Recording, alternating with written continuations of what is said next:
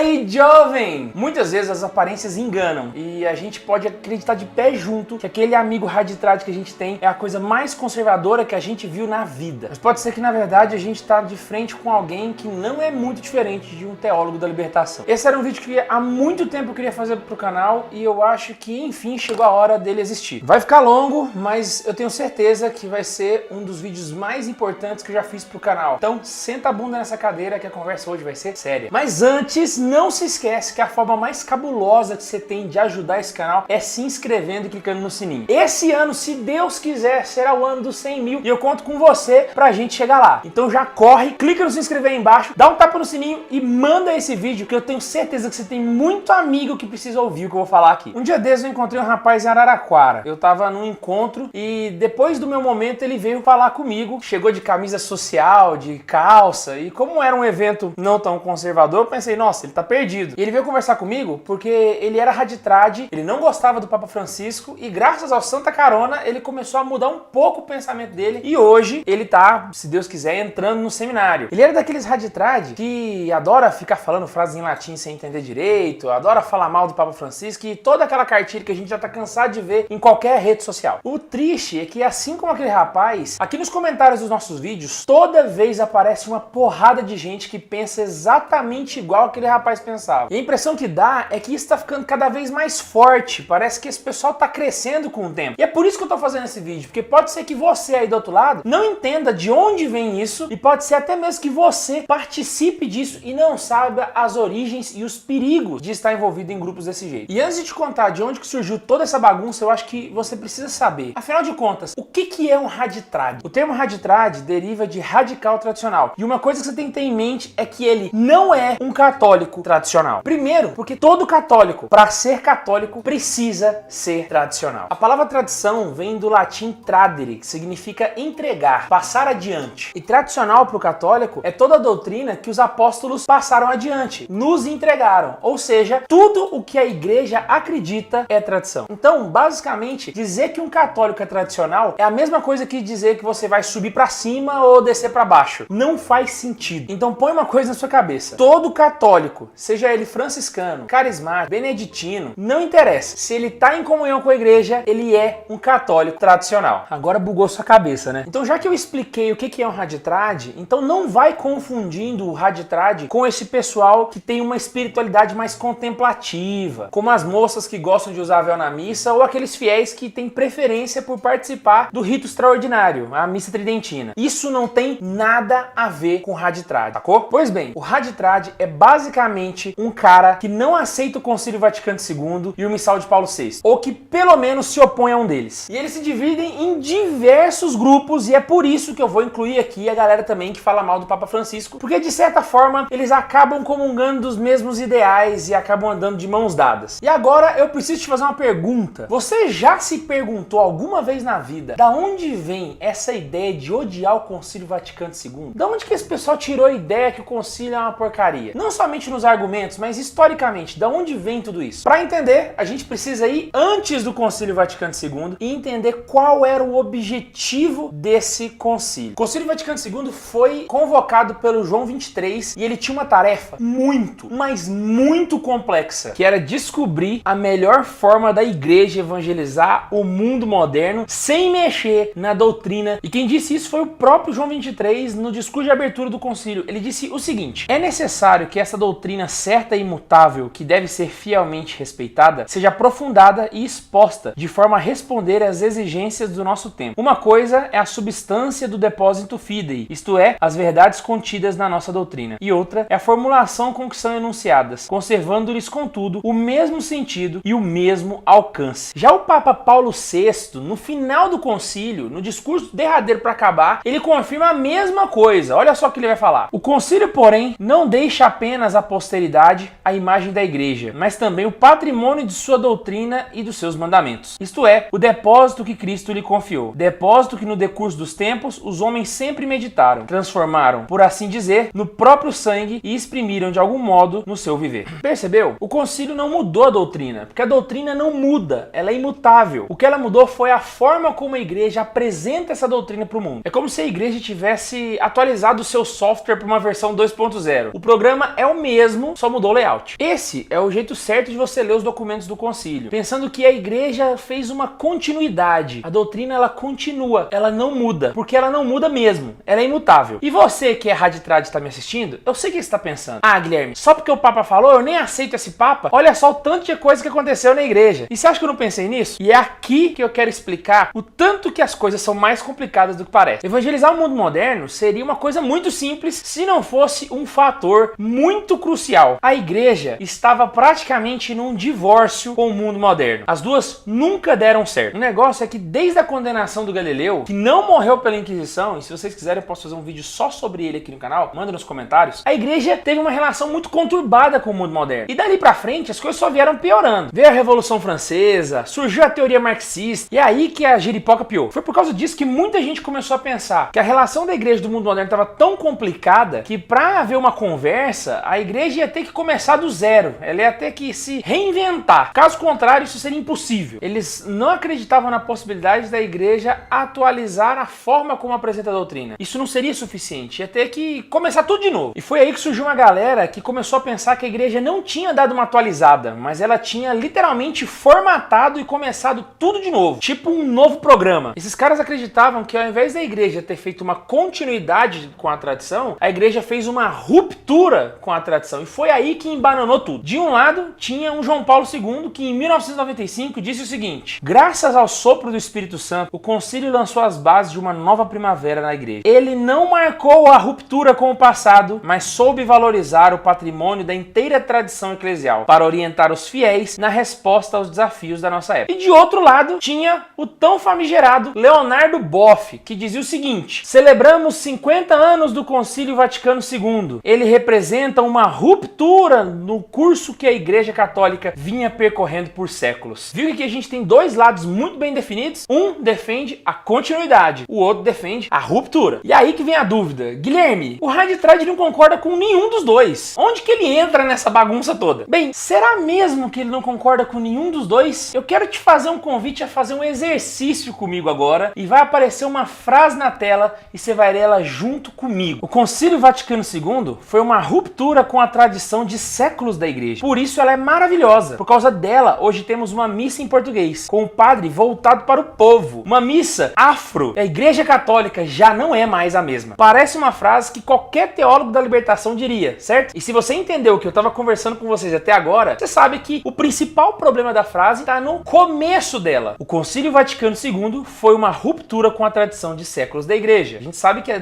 oposição da igreja não é essa. Pois então, vamos mudar só algumas palavras para ver como é que ela fica. O Concílio Vaticano foi uma ruptura com a tradição de séculos da igreja. Por isso ela é herética. Por causa dela, hoje não temos mais uma missa em latim, com o padre voltado para o crucificado. Uma missa cheia de abusos litúrgicos. A Igreja Católica já não é mais a mesma. Percebeu? Os raditrads e os TL, eles concordam que a igreja fez uma ruptura com a tradição. Só que enquanto uns comemoram, outros se lamentam. Só que a heresia dos dois é a mesma. Ela tá na premissa de que a igreja fez uma ruptura com a tradição. E se você pensa que essa bagunça, por causa de um concílio, ela é nova, surgiu só agora, você tá muito enganado. Olha só o que São Basílio disse para descrever o que aconteceu no final do concílio de Niceia. O grito rouco daqueles que pela discórdia se levantam uns contra os outros, os palavreados incompreensíveis e o ruído confuso dos clamores ininterruptos já encheram quase toda a igreja, falsificando, por excesso ou por defeito, a reta doutrina da fé. Essas confusões acontecem sempre, e é exatamente nesses momentos de tribulação que a gente tem que ser forte para permanecer junto com a igreja e não cair nesses extremismos ou nesses modernismos que a gente vê hoje em dia. Agora imagina a confusão que tudo isso gerou depois de 50 anos do concílio. Os grupos de raditrades se multiplicaram que nem uma bactéria, e hoje existem vários grupos e é praticamente impossível dizer que existe uma uniformidade de pensamento entre eles. Cada grupo pensa de um jeito diferente. Tem os sede-vacantistas, que não aceitam nenhum papa depois do Pio XII. Tem os que não aceitam o missal do Paulo VI. Os que aceitam a legitimidade do papa somente até Bento XVI, que o Francisco é um herege. E até os que aceitam o Concílio Vaticano II em alguns pontos, mas tem uma tara absurda para ficar falando mal dela e do Papa Francisco a todo momento. E aí você deve pensar: Guilherme, mas isso aí é uma zona. E é exatamente isso, uma zona. A grande parte dos raditrados que a gente vê na internet hoje são jovens que vivem vivem pedindo por aí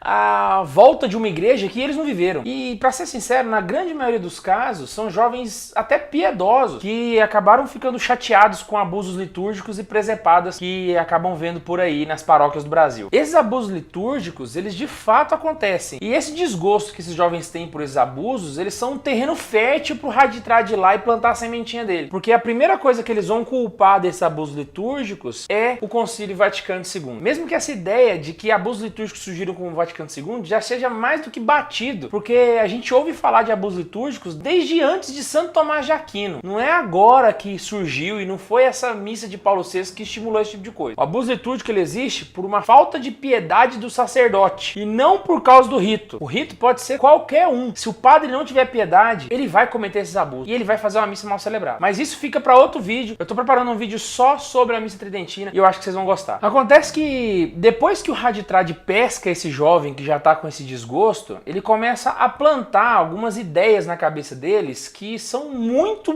complicadas. Como a ideia de que existe uma missa ideal, impecável, sem defeitos, que a gente sabe muito bem que ela só vai existir no céu. Na hora do chá a gente já comentou sobre isso. E eu não tô aqui passando pano para abusador litúrgico. O que eu tô dizendo é que a missa impecável e extremamente perfeita a gente só vai ter junto de Deus. Porque nós, por mais piedosos que sejamos, vamos ser imperfeitos em algum momento, seja para participar da missa, seja para celebrar a missa e etc. E o problema disso é que por pregar uma liturgia perfeita e impecável, esses jovens acabam caindo num rigorismo, onde cada detalhezinho tem que ser interpretado na risca da lei. Não pode falhar um ponto. A priori, parece bonito, mas isso gera problemas terríveis. E a coisa não para por aí, porque esse vírus do rigorismo, ele sai do campo da liturgia e ele vai pegando a área da moral da vida da pessoa. E aí, basicamente, esse rigorismo vira a lente com a qual essa pessoa enxerga o mundo. Aí é um caminho sem volta. É ladeira abaixo. Esse rigorismo vai para a vida moral e aí o Haditrad começa a julgar na risca qualquer pessoa que não se encaixe minimamente com o critério de igreja perfeita que ele criou na cabeça dele. E aí ele basicamente vai condenando todo mundo pro inferno. Pode ser papa, cardeal, bispo, padre e infelizmente os primeiros a sofrerem com isso são os amigos da paróquia. O mais triste é que esses grupos Haditrad, para disseminar toda essa desgraça, eles se valem dos recursos mais terríveis que você pode imaginar. É fake news do Papa Francisco dizendo que ele disse que judeu não precisa ser convertido, que ele vai obrigar todo mundo a adorar Pachamama. E daí pra frente, bicho, a criatividade é pouca. Eles inventam muita coisa. E sim, é tudo fake news. E eu vou fazer vídeos desmascarando um por um deles aqui no canal. Se soma isso o fato de que eles não costumam estudar muito doutrina. Eles sabem até citar um documento ou outro decorado de cabeça que corrobora com o que eles pensam, mas a maior parte da literatura que eles leem é relacionada à literatura devocional. E isso é um problema, porque só literatura devocional causa uma deficiência muito grande de catequese e doutrina na cabeça da pessoa. Falta ler o catecismo, mas eles nem acreditam nesses documentos porque são depois do Concílio Vaticano II. Eles só leem os documentos que corroboram com eles, aí fica difícil. A partir daí, mulher que usa calça vai pro inferno, menina que não usa véu é prostituta de Satanás. E passa a ser comum você ver grupos passando horas na internet, no WhatsApp, discutindo qual a cor da saia é uma cor modesta, observando os mínimos dos mínimos detalhes. É um farisaísmo sem fim, sem contar os imensos ataques ao Santo Padre, ao magistério e aos diversos argumentos dizendo que só a missa tridentina é que presta porque ela é a missa de sempre. O que o Haditrad não sabe é que leigo entrando em assunto de padre é coisa do Concílio Vaticano II. Antigamente, para falar de liturgia, era só padre e leigo calava a boca e ficava no cantinho. Já que eles querem ser tão tradicionais assim, então pelo menos parem de dar pitaco no missal, porque era assim que os católicos antes do Concílio Vaticano II viviam. Mas voltando aqui no assunto, o mais triste disso é que esse rigorismo vai destruindo o Haditrad por fora, porque